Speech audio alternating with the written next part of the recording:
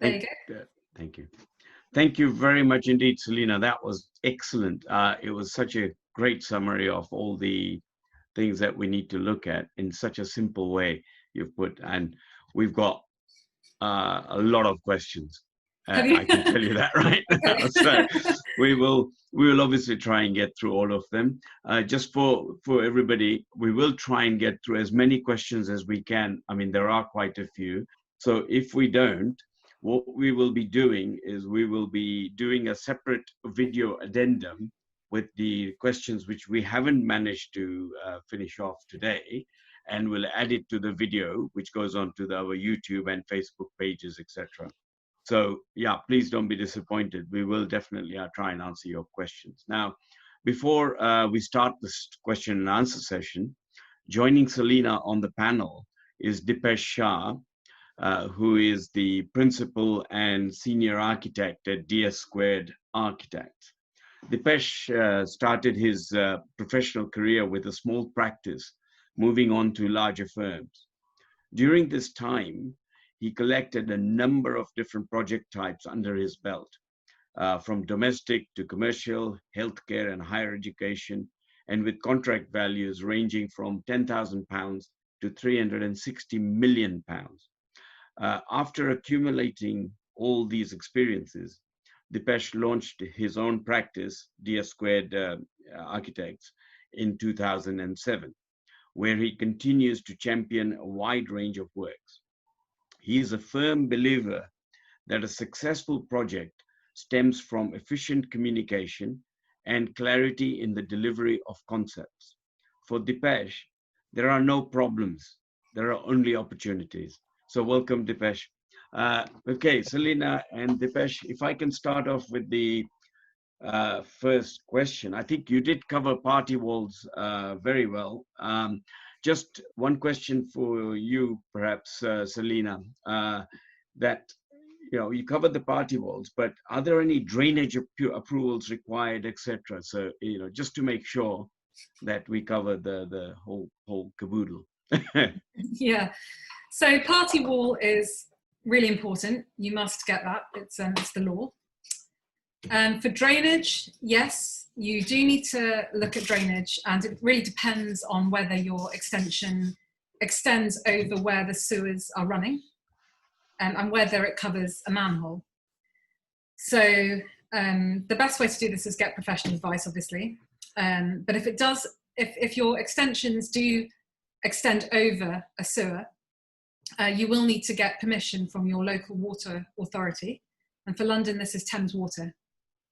So you will have to get what's known as a Thames Water build over agreement. And this usually costs around 350 upwards. So I hope that answers your question. Yeah, no, thank you. Thank you. Sandeep? All right, thank you, Selena. Lots of comments coming in about how good the presentation was. Yeah. I'm going to basically ask you a question. It's regarding having an outside loo. So there's a couple of questions. First, can you have a separate loo outside, or is it still prohibited? And the second linked question by someone else is, if you have a brick-built outhouse already, can you include a toilet in there? So Selena and Dipesh, actually, if you want to start first, Selena, and then Dipesh. Okay. Yep. I would say that it's not allowed under permitted development because it would enable that building to become a domestic sort of dwelling. So you wouldn't be allowed to have, for example, a bedroom out in the garden or in an outbuilding. So therefore a loo isn't allowed as part of that. But if you wanted to get planning permission for it, so full planning permission, that would be possible. Over to you, Dipesh. Yeah, thanks. No, that's so Selena's correct. The key thing to understand is the fact that obviously ancillary buildings shouldn't be used as a domestic dwelling. Any annex building should be ancillary use to the main dwelling. So if you had an annex building, or you wish to construct a annex building at the back to possibly for a gym use, strangely you can get away with a shower, but you can't obviously then put a WC in there. or a kitchenette, effectively. So the rules are quite strict.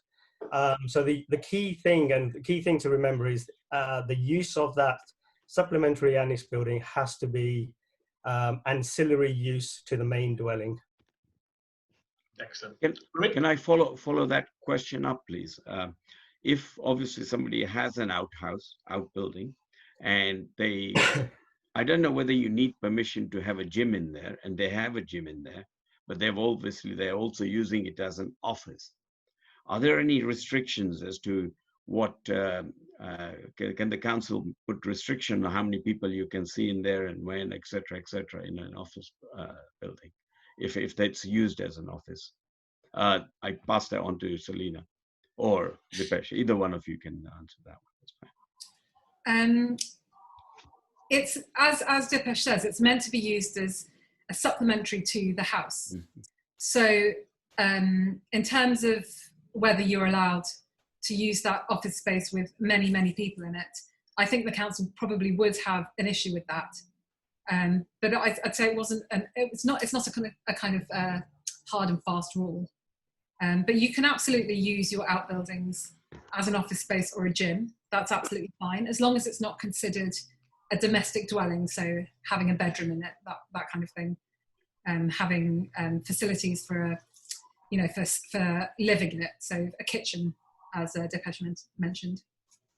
Yeah, I mean it's a good topical question. Obviously, now that a lot of people are homebound because of they can't get into the office, or a lot of business owners are working from home. Again, the key thing here is what I mentioned earlier on, was that the annex building can be used as a gym or an office, but it has to be solely used by the main residents. If you decide to leave your office building and you start bringing in employees to your annex building, as Selina suggested, that's outside of your sort of initial personal use, if that makes sense. So the key thing here with additional people coming out, whether that's staff or anyone else, or even visitors or clients, planners would have an issue with that, because it starts to draw on other issues like car parking, amenity space, all these people coming in and out of the property. How does it affect neighboring properties? So yeah, you've got to be a little bit careful with that. Great, thank you. Selina, are 6-meter kitchen extensions still being granted by Harrow Council? The answer to that is yes. Yes, the simple answer is yes, the 6-meter and 8-meter larger home extensions are still being granted, still being allowed. Obviously, the issue with the 6-meter and 8-meter extensions are that they are very large, and so the council have slightly stricter rules on that to do with your neighbours. So your neighbours will be able to make objections and comments, and if they do receive any comments and objections, that right is then taken away, so that they have to then consider that for prior approval. So you're not automatically allowed to just build a 6-meter or 8-meter extension. You must inform the council, and the guidelines around it are much stricter. So just be aware of that. Okay. Mm-hmm. Yeah, if I can follow up on that with Dipesh, please. Dipesh, this is a little bit more of same on the 6-meter point. But the point is, basically somebody's already had a 3-meter extension built, both up and down, basically. And now their neighbors may have received a 6-meter extension to build their property, which nobody has a problem with. Could the person who has done the 3-meter extension, could they extend their property another 3 meters on the ground floor? Because I think somebody's been advising somebody that this may not be possible, but this is a question. It is very specific, but it's more generic as well. It's, to be honest, it's actually a little bit of a grey area. Yeah. Some councils do allow you going through, or the homeowner going through the prior approval to add on the difference of whatever the existing extension may well be, up to that, if it's a semi-detached or a terrace, up to that 6 meter rule effectively. Yes, you can, but it all depends on which council you live in effectively. And you need permission for that, I presume. Yeah, so you go through, as Selena explained in her presentation, that you technically go through that prior approval process. Great. Can I add one more? Sorry, Sandeep, it's the same point and just wanted to carry on. If somebody does have a 6 meter extension, Selena, and their garden is not huge, but you're taking up a lot of the garden space, is there a limit where somebody could turn around and say, well, actually, you're only leaving a very small amount of garden once you've built your 6 meter extension? That's just a question. Is there anything there that stops them from doing that? And the answer to that is yes, there definitely is something that stops you from doing that. And that is that the what's called the curtilage, that's the area that is surrounding your main house and all of your outbuildings. So that would cover your rear garden, your front garden, your driveway, any sort of surrounding space that you own as part of the site. That is all considered curtilage. And if your new extension is more than 50% of the curtilage area, you will not be allowed to build to have approval to build your extension via permitted development. You would need to get full planning approvals for that. Thank you. Sorry, Sandeep, I got rid of 5 questions in one go. So. That's fine. There's loads more coming in, so don't worry. Again, Selena, on to you, but both of you may need to answer this. What sort of objections can be made by neighbours for planning permission applications? Shall I cover this one? It could be absolutely anything, unfortunately. I've had really ridiculous comments from neighbours, all sorts of things they can comment on, including, they're not happy with having any sort of building works at all, including just painting the outside of your building or anything. There's all sorts of things that neighbours can complain about. And unfortunately, each of those is logged as a comment, no matter how minor or, how small. It doesn't matter, that it'll get logged as a comment and will be put up usually onto the council's online planning register so that everyone can view those comments. But there are actually legitimate comments as well. So that's, if you've made a comment and it's about your amenities and how the neighbours, how the neighbours' extensions or works will affect your own amenities, that is a legitimate comment as well. So unfortunately, to answer your question, it could be absolutely anything. There's no restriction on what you can comment on. Okay. No, that is correct. It's neighbours. We've had objections on slightly bigger schemes from about 4 roads down the area. Oh, complain about increase of lorries coming through their road or whatever. Yeah. So, but as Selena mentioned, these are all logged as complaints or objections. If obviously the planning officer or the case officer working on your project, if they're doing the right job, they would usually write it up in their delegated report that obviously we've had an objection relating to increase in lorries, but they'll dismiss that and put a reasoning behind it. So everything gets documented, and the comments that do have an impact on your proposals are the ones which are directly related to, as Selena suggested, amenity space, overshadowing, whether the neighbours have been used a nuisance neighbour, but they also you can complain or object against the use of the extension as well, for whatever reason. But these are all planning related objections. Okay, thank you. Great. Okay, got a couple of questions on loft extensions. Quite popular at the moment by the looks of it. Are there any specific rules constraining the development on front and rear facing loft extensions. Yeah, start with that, and I've got the second part. I'll ask in a second. If I ask this, Selina, please. Sure. Yes, there are restrictions with loft extensions. Going up into your loft is a really good idea because it's a space that's very often underutilized. So you know, it's a good idea to do it, but there are restrictions. I'd say the first thing to look at is, can you actually have one in terms of the head height? There are some restrictions in terms of, so if you can't stand up in that space, and that's usually a height of about 1.8 meters, it's a flat no for whether it's a good idea to do a loft extension.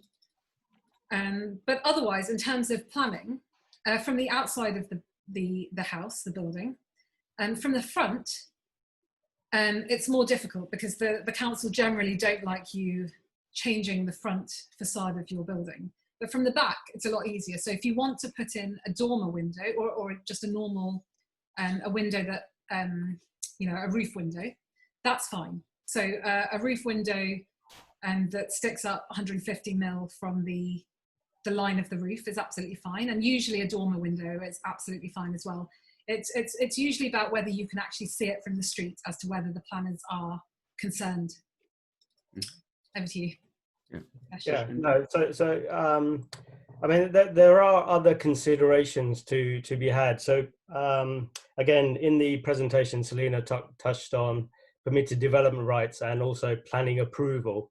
So they are two different paths to obtaining approval for your extension works. Now, whether that's ground floor extension, double story, or even a loft conversion.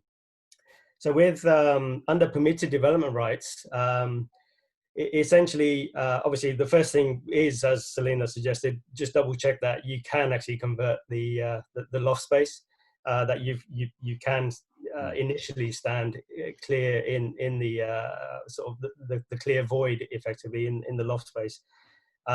If that's okay, then yes, you can opt for a loft conversion under permitted development. Now, there are quite strict rules for that, which obviously your designer, your architect would help you facilitate that. Moving on to sort of front extensions, so front dormers or whatever. So again, under permitted development, you can't do that. However, you can apply for a front dormer, subject to what the local character is. Now, you may be living on a street or an area where there are front dormers, for argument's sake. So technically it's not a big no, but obviously look at the context, look at your local area, and then that wouldn't be covered under permitted development. That would have to be a full planning householder application. Okay. And then basically, this is a very generic question. If somebody had a corner plot, semi-detached or detached or whatever, but if they actually built a loft, is it advisable to build or go do a loft extension to increase space? And obviously, does this, in your experience, presumably this would help with the value of the property? If I start with either one of you can kick off on this. Yeah, I mean, I think, you know, adding space, adding usable space is all adding value to the property. So value could be considered financial, or for you and your family to enjoy for the next 5-10 years, or however long you're going to be staying there. To be honest, again, loft conversions, you know, under permitted development, which is a national set of rules and guidance, it's every homeowner's right to do certain things to their house. So whether that's again a terrace, semi-detached or detached property, or even if it's corner property, you can, under permitted development, do certain alterations to that property. If you wish to sort of push the envelope, then you're in the realms of sort of doing a formal planning application under householder application. You want to add anything, Selina, or you're okay? No, I agree with all of that. Yeah, I don't think there are any particular added restrictions if you're on a corner plot, apart from the fact that you know, you need to figure out where your principal elevation is. So, so you are restricted in some ways, because you can actually see. It depends on whether that corner plot means that you're fronting a highway. So that's a technical term, you know, like a public highway on both of those roads. Right. So if it's actually your private, for example, your private drive or private land on one of those, as one of those kind of corners, then you're absolutely fine. Okay, great. Sandip? Okay, so again, question to, I would say, Selena. When you're putting in an application, what happens if your next door neighbors or the properties are owned by the council? Now, is it who can object? Is it the resident in the property or the council itself? Well, anyone can object. So you don't even have to be a neighbour. You know, as Dipesh suggested before, it can be 4 streets away. You can make a comment as any member of the public, even if you don't live in the area, which is surprising but true. Yeah, so you know, the residents, the renters in that council building can object, as can anyone involved within the council. They can also raise an objection to the case officer. Excellent. Okay. Brilliant. Ruin? Yeah. Question. Yeah, I'll pass that to Dipesh, please. It's an interesting question. I not thought about this one. Are there any specific rules for underground rooms to be built in the gardens? Strangely, it depends on which council you live, or which borough or council you live with. But if it's generally, basements are not considered material factors in sort of determining planning applications, because once they're built, they're subterranean. No one can see them effectively. However, you know, this something like that you can't do under permitted development. It has to go through a formal application, householder application, because there might be other criteria that could govern what you can do. So I think Selena touched on it on her presentation, is like flood risk. There might be, I don't know, utilities cutting across the garden, maybe drainage, which again Selena sort of touched on. So the answer to that question in a simplistic form, yes, you can, but there are other caveats that need to be addressed. Great, thank you. Someone has put bunker in the case of war. Yeah, that's it. In the case of war. Well, you know, you never know. Absolutely. So a question to Dipesh, actually. A semi-detached bungalow already has a 3-meter single-story extension. Can that be allowed to convert the loft to cover the extended part? Yes. So if this homeowner tried to do something, I don't know, maybe 20, 25 years ago, there was a thing called volume calculation, which under permitted development, you can extend any particular property by a certain volume. So that could be single story rear extension, side, loft conversion, for argument's sake.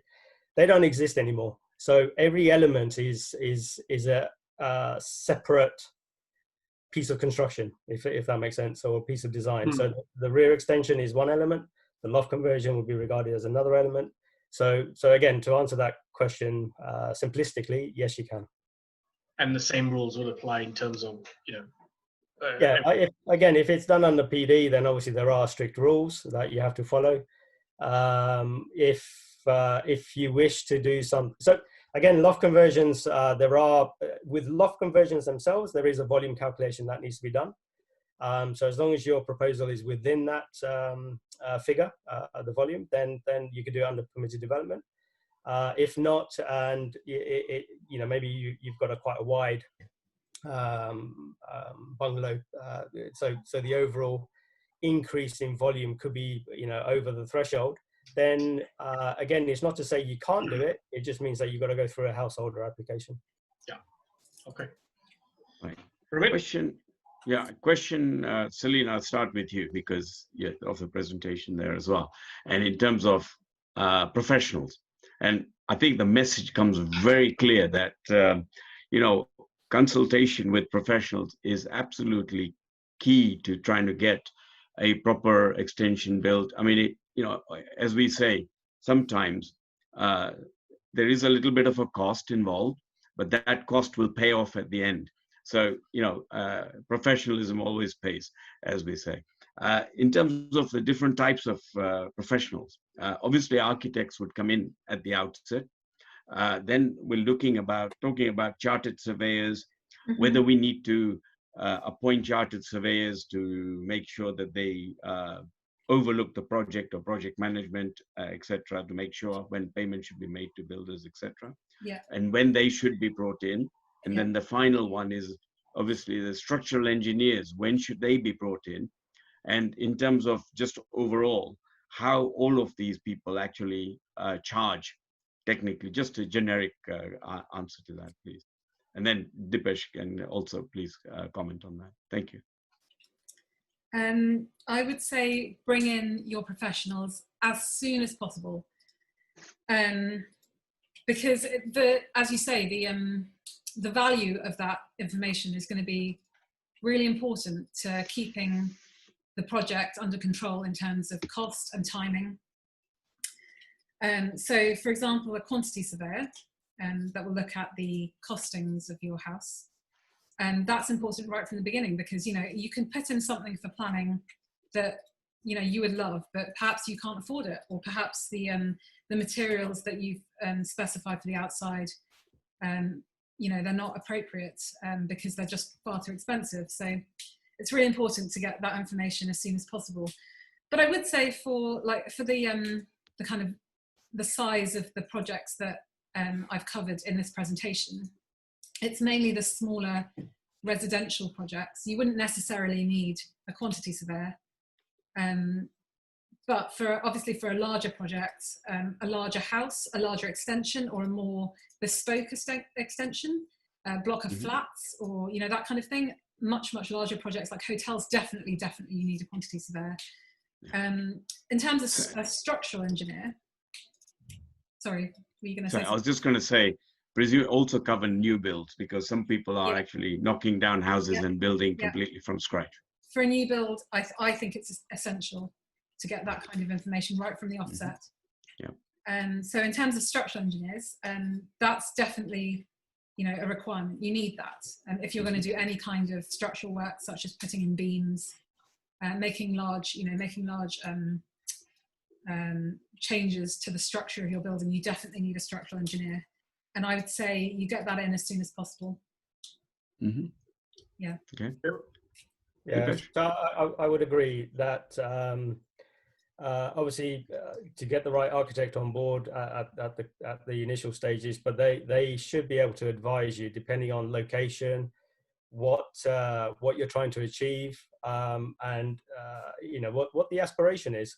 Now, based on that, they should be able to advise you to say, yeah, look, from the early stages, we may need for planning, I don't know, maybe an ecologist consultant, flood risk consultant, maybe if your property is within those areas, and then a large scale of a number of other consultants that may come in are post planning. So during the detailed design of the actual extension works that you're proposing. So obviously the structural engineer is one of the key ones, but you may, if it's a slightly bigger property, you may have landscape architects, you may have interior designers, lighting consultants maybe. So there's no one shoe fits all sort of scenario. It has to be assessed with the clients at the initial concept discussion, basically.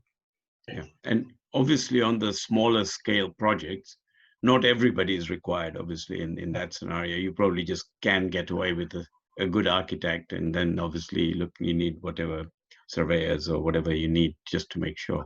In terms of fees for all of these, how does that generally work, please? Good question. Sorry to put you on the spot. So generally, with most of ancillary consultants, again, even with architects, it's sometimes it's not a flat fee. You've got to make an assessment on the complexity of the project. You know, a simple, you know, I'm going to say 3-meter rear extension seems fairly straightforward, but if you're in a conservation area, if your flood risk is high, it just, that particular consultant and even the architect has to do more work. So therefore the fees will obviously reflect the level of effort that needs to be put in. Mm-hmm. Okay. So I think I haven't answered that question, but no, it's fine. I think you've answered it very generically, and I think it's a good answer. That's fine. So Shandip? All right. So actually this is again for both of you, but I'm going to start with Selena. It's 2 or 3 questions in one around living rooms, lounge space. So first, someone wants to convert a garage space into a living room. Do you need a planning permission? And second question is, if someone is renovating the entire lounge, so internal only, would you recommend employing an architect? Okay, so for the first part of that question, converting your garage, you don't necessarily need planning permission for that. But I want to just say that you definitely will need to inform your council, because you'll need building control, building regulations approval. Okay. And that is because garages aren't usually designed to be living spaces. So they won't have the correct insulation. They may not have the correct foundations. You know, they won't be up to the quality of a living space.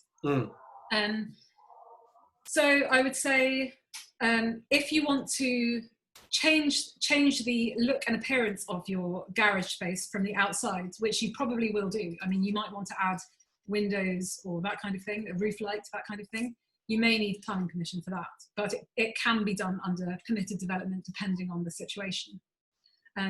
But just be aware that your foundations may not be strong enough, and you will definitely need to lose some internal space, because you'll have to line the whole of the inside with insulation. So just check, you know, your ceiling heights and whether you'll need to step up or down into the garage space. Just be aware of those things before you even consider it. Excellent. So, Dipesh, do you want to do the second part? So, in terms of, you know, a lounge, interior lounge renovation, would you recommend employing an architect, and if so, why? Again, bit of a generic answer. I think you could, if it's literally just decoration, you know, selecting, I don't know, wallpaper or color of the walls to be changed. You don't necessarily need a professional architect for that.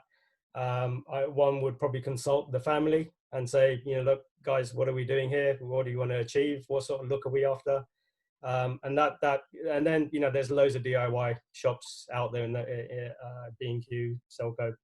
You can go out and get some tester pots and just sort of work with the family effectively. If it's a slightly bigger scale room and you know, you want to split it up into different zones maybe, then you're in the realms of sort of design effectively. So then at that point, again, you don't necessarily have to have an architect, but you could employ an interior designer maybe. Yeah. So, you know, they will be able to achieve the same goal with that professional. Okay. And can I just add to that, please? There's another question that's come in. Basically, people are now considering making living rooms have more space for social isolation. So, you know, for visiting families, etc., with the social distancing, etc. And again, I presume the same rules apply to that as well, technically, you know, what you can and can't do. Yeah, that's right. The rules would be exactly the same, unfortunately. So there's no you know, specific rules for if you want to convert your living room, say, into 2 separate zones or 2-meter zones for isolation, or, you know, you want to convert 1 bedroom into a separate zone or anything. There's no particular separate rules for that. But I would say that you know, advice from an architect could be quite useful in that case, where you want to, as I said, you know, for my grandma, I created a separate ground floor bedroom and bathroom space. So that could be quite useful for someone elderly who needs to self-isolate. It's probably important to create separate entrances if possible. So you could use your front entrance for the family, and then perhaps a rear entrance or side entrance just solely for that person who's isolating and any carers involved. So that's what I would say for that question. Okay, we may be scrapping the 2-meter rule anyway. I think there's more advice coming out. Yeah. So yeah, can I ask the other? Sorry, I was jumping in that one just to add to the one we were doing. Presumably, when looking at contracts, are there any standard form contracts that people can look at, or each contract? I mean, I'm sure each one has their own specifics, but there must be a standard template somewhere which people can use for all the different professionals and obviously builders and so on. Dipesh? Yeah, I mean, it's obviously a contract can be a handshake, but how you take that to court, obviously that's going to be a difficult one. So out there in the marketplace, there are a number of different bodies that create contracts. So, you know, there's some slightly smaller ones for domestic properties, which the Royal Institute of British Architects produce. Then, you know, the most common is a company called JCT, which they have different ranges of contracts as well. So from the first one, which is called minor works, and then it goes to intermediary work, and then there's a full, really chunky contract for slightly bigger scale stuff.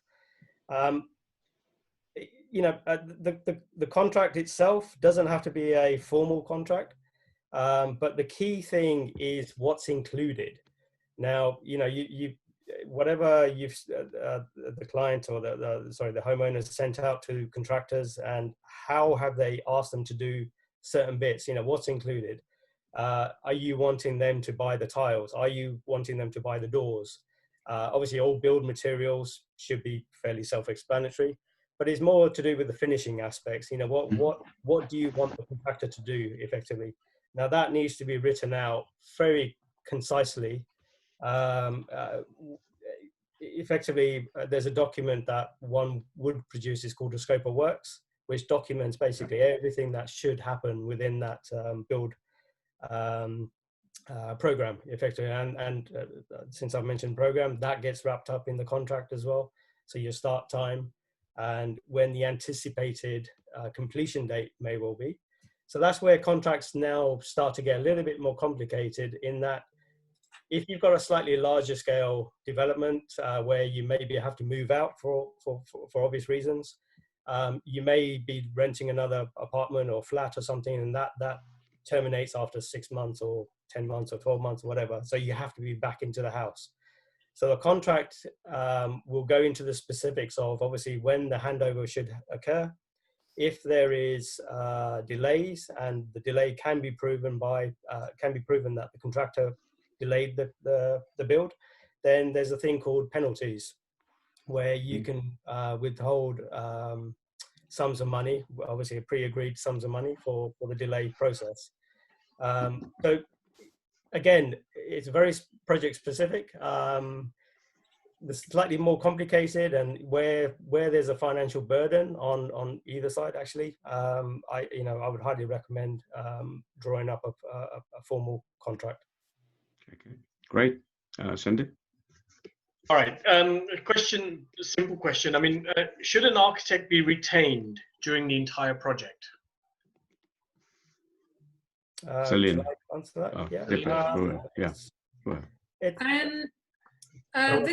Both of you. Sorry, did you want to? No, both of you is fine. Both of you is fine. And I was going to say, I think that really depends on the project.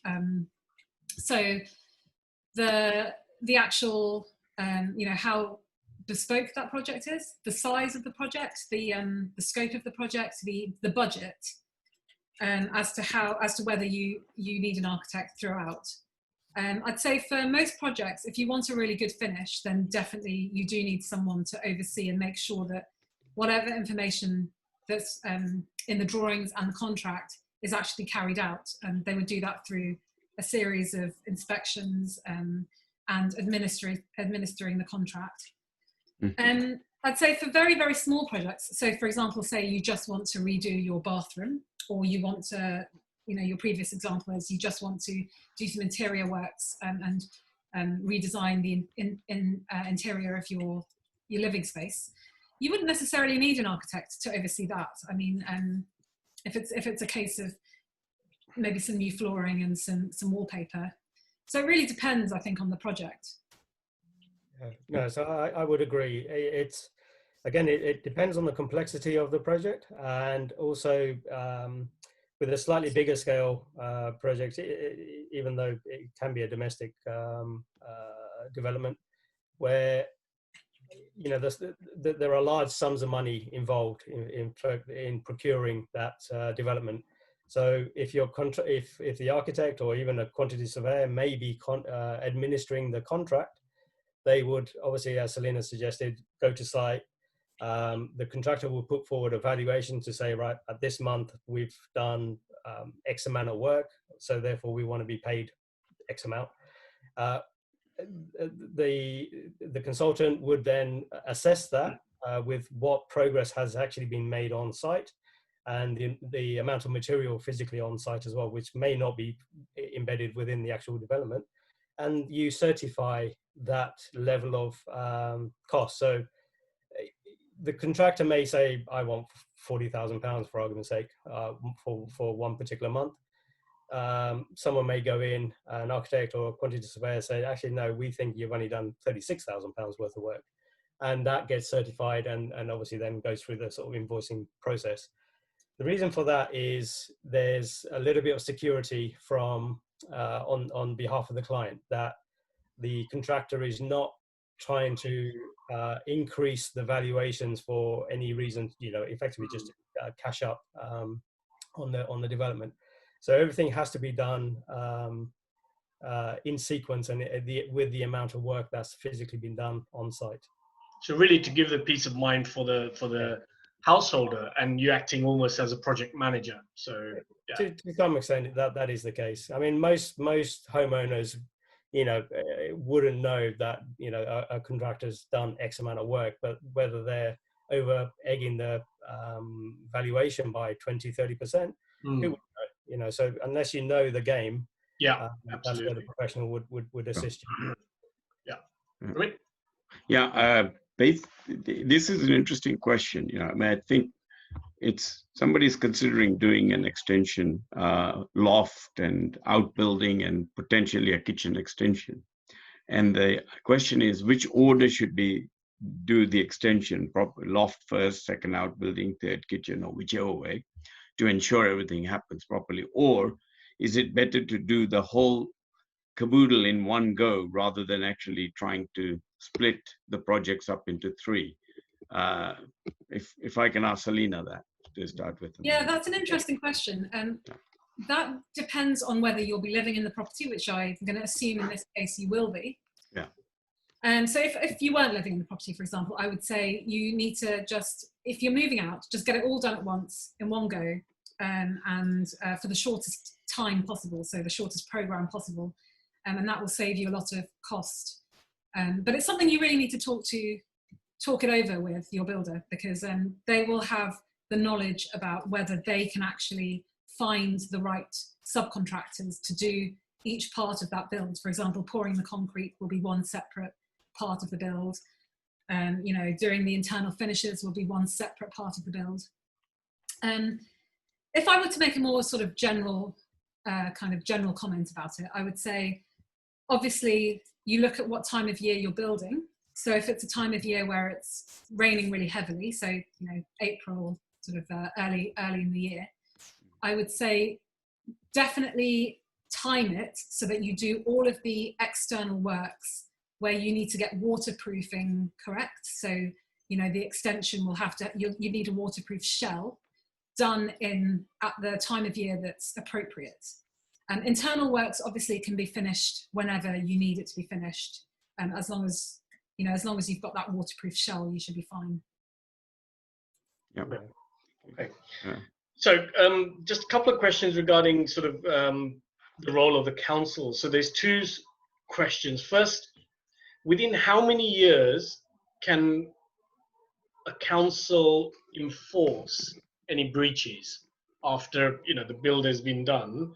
And can you extend the planning application after the 3 years of getting the application?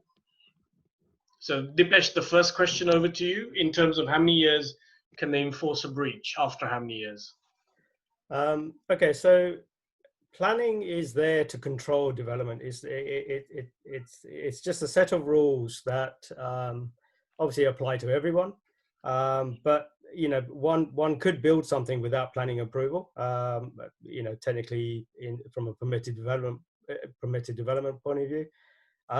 But if that structure, let's say, argument's sake, it was higher than what PD rules suggest, as long as no one's complained and it's been erected for more than now, I'm not 100%, but I've got a feeling it's 4 or 6 years, one of the two, that it's technically deemed approved.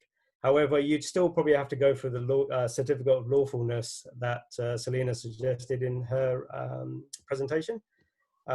So if you know that you've technically breached planning, obviously the initial thing is just to hope that no one complains, because otherwise the ramifications are quite severe.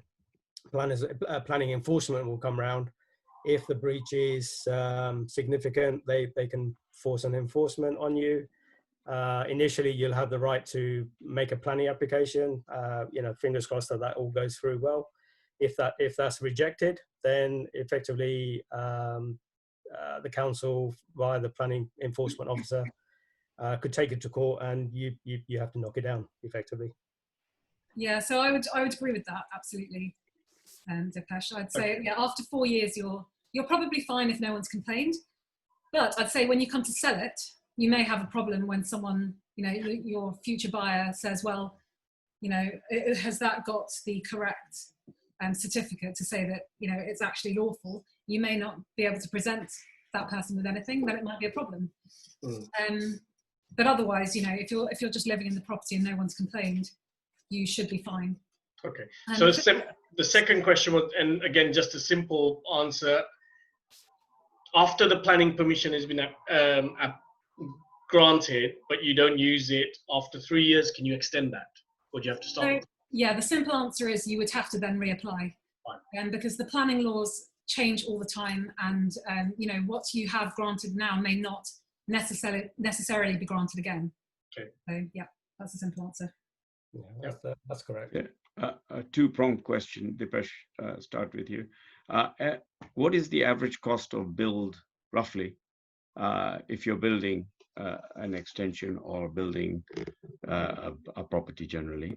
And secondly, do you need to get a special insurance cover when you're building? Do you have to extend your property insurance to ensure that you are covered for any issues arising from the build? Okay, so just as a guide, I mean, obviously the cost of a build, again, it just depends on the complexities, how deep the foundations may well be, how many steels to produce your extension. So the cost will actually fluctuate, but on average, a 3-meter rear extension, the width of a normal semi-detached, say around about 6-7 meters. Yeah, you're probably in the realms of sort of 25 to 30,000 pounds for the shell cost, and then obviously you've got your finishing. If there's a kitchen in there, that will be technically extra. But again, it all depends on builder to builder. There's a bit of fluctuate. You could get a medium-sized contractor that might be even 40,000 pounds, or you can get a one-man band who may be touching 25 or 20,000 pounds. Yeah, just depends on what type of contractor you've got. With respect to the second question, I forgot what the second question was. Insurance, whether you need special insurance too. So it's always advisable, because obviously most properties should have a buildings insurance. it's always advisable to contact your insurance company to tell them that you're having building works. Now, whether that's an extension or even some minor alterations internally, even if you've got you're changing structural elements internally, you should always advise your building insurance provider that you are having works done, so that it's noted. Because the worst thing you want is if something did go wrong and you put a claim in, they'll, not wanting to badmouth insurance companies, but it just gives them an excuse. Well, you didn't tell me, you didn't tell us. Yeah, I'd also say really, you should really make sure that your builder has insurance as well. That's really important. So no matter how big or small your works, just make sure that you've got reputable builders. Okay, great. Brilliant. I'm afraid. Sorry, go on. Just to add on that, what Selena suggested, the key thing on building insurance is, which I've generally picked up on contractors' insurance, is that we don't want just standard employers and public liability. It needs to cover all risks. So that's the key words that you need to look out for. All risks. Yeah, Excellent. that makes total sense. Thank you. Thank you. I think we've run out of time now. There are only a couple more, and we will take those later on. So that's fine. Before we finish, a very, very big thank you to both Selena for a fantastic presentation and both of you for a really brilliant question and answer session. It's been so informative to everybody. We've had so many good comments coming through on the chat. So thank you again very much for doing this for us.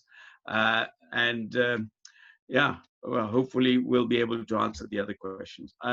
I hope everybody listening have found the webinar helpful. I certainly have. We have recorded this presentation, and it will be put on our YouTube channel and our Facebook page. So please look out for that. Please see next slide, please.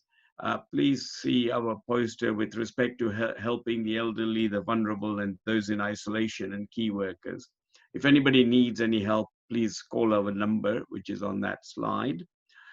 Also, if you require further information from today's webinar, please call, SMS, or WhatsApp our helpline, and we'll help try and answer those questions.